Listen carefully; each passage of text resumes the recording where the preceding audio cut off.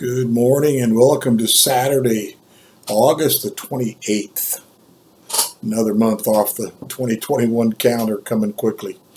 This is the last devotion this morning with John Stott, looking at the seven churches in Revelation chapters 2 and 3, letters that Jesus sent via John. He gave him the inspiration, revealed all of these things to him.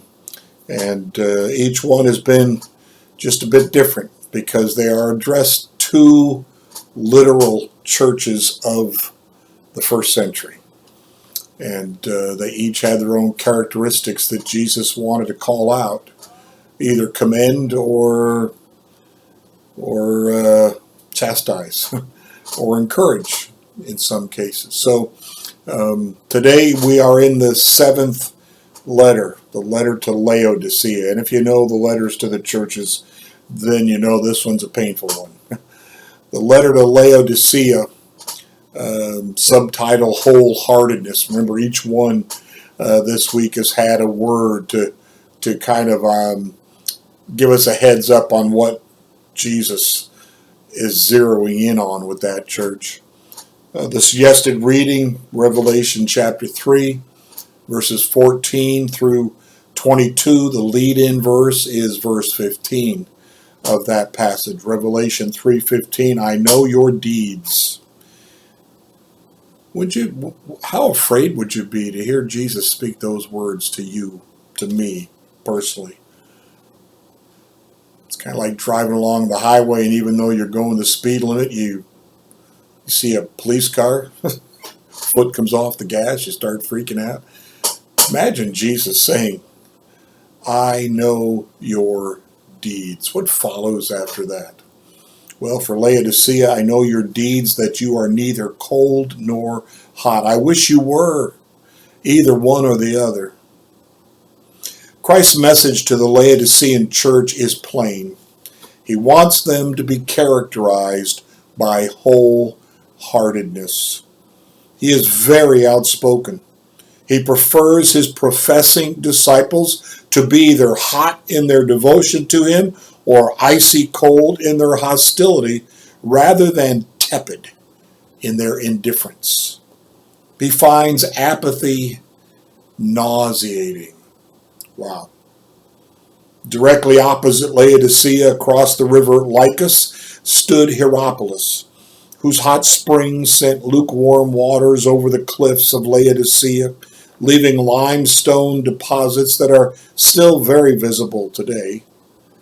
So the adjective Laodicean has entered our vocabulary to denote people who are lukewarm in religion, politics, or anything else. Laodicea represents a church that is outwardly respectable, but inwardly uncommitted.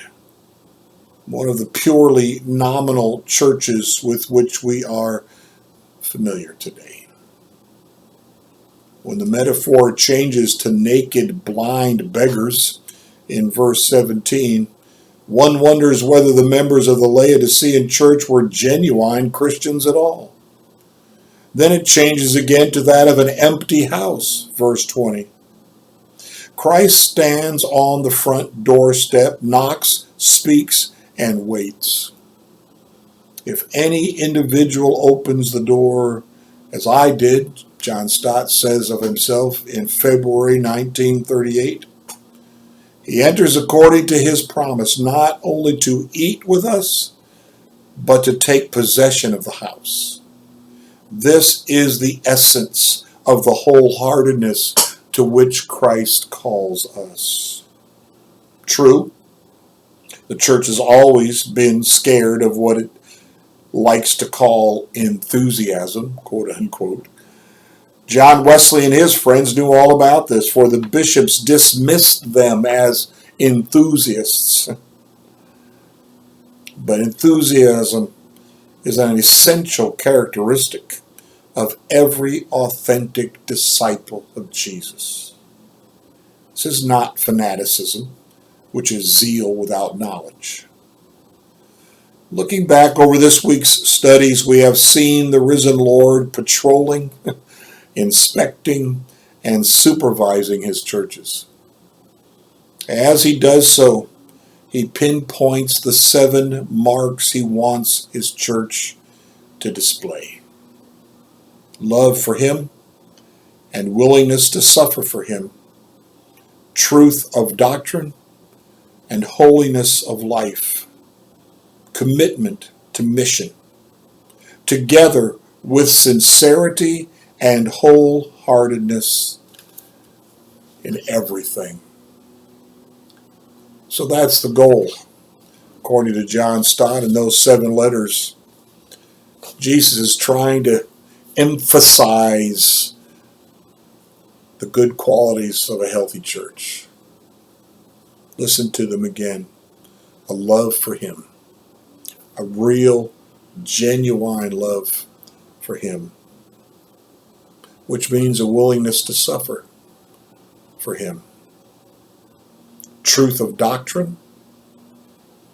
Can't be a true believer if you don't believe the truth as it is in the Word.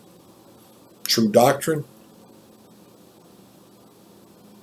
And it's got to do something to you. It's got to fashion you, shape you. And so the next one is holiness of life, set apart. That's all the word holiness means: set apart from, set apart to. Commitment to mission. And mission starts at our own front door. It may start right in our own living room. But it's got to be this sense of call to share the gospel. That commitment to mission, together with sincerity and wholeheartedness in everything. We've got to be serious about the faith. We've got to be serious about everything about us is for him. May that be true of us. Blessings today.